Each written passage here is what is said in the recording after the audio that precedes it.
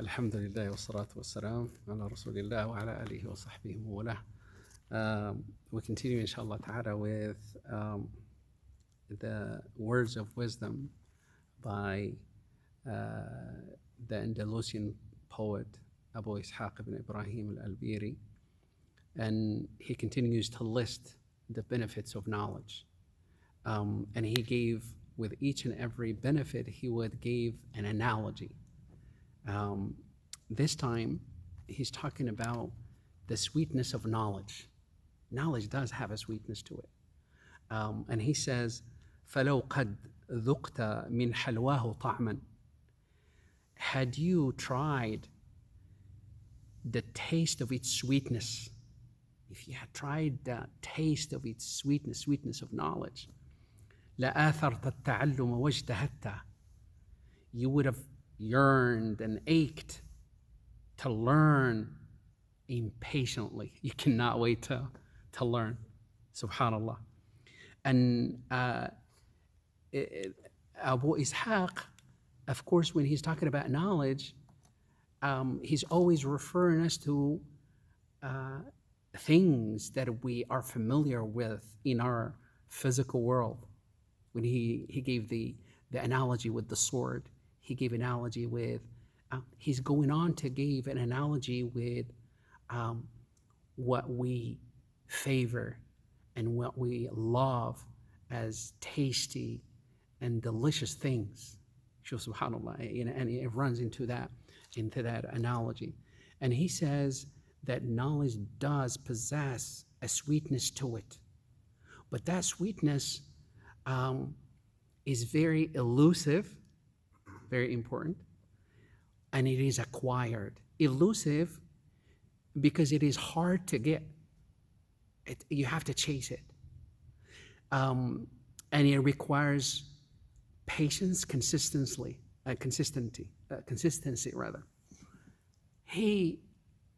You will see that this is a reality with all of those who have been seeking knowledge for a while, that you start building that acquired taste.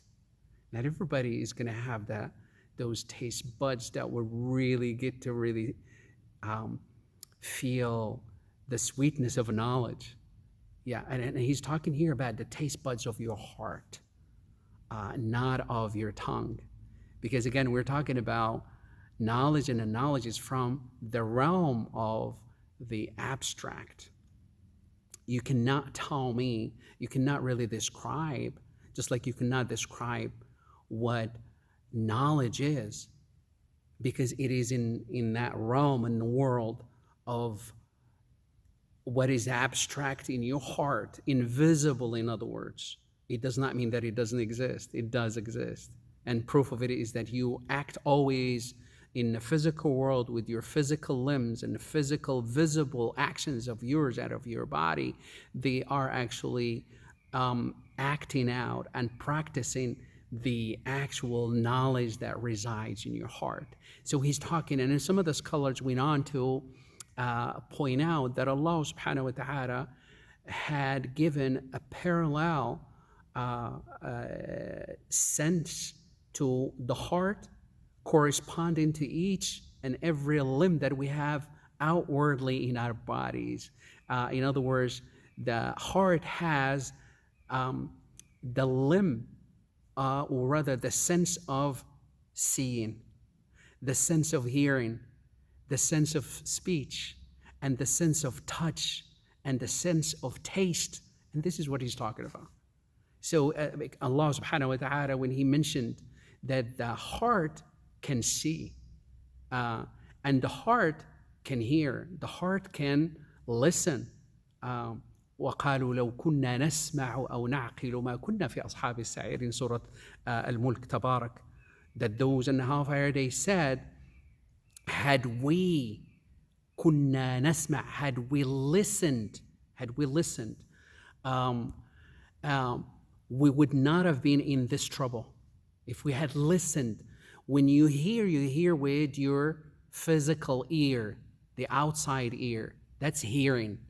But when you listen, that means you you deeply reflect upon what you hear, what is being transmitted as sounds, as information through the outward ear into the heart, and the heart listens. That means deeply reflect and ponder and sift through the information that reached that.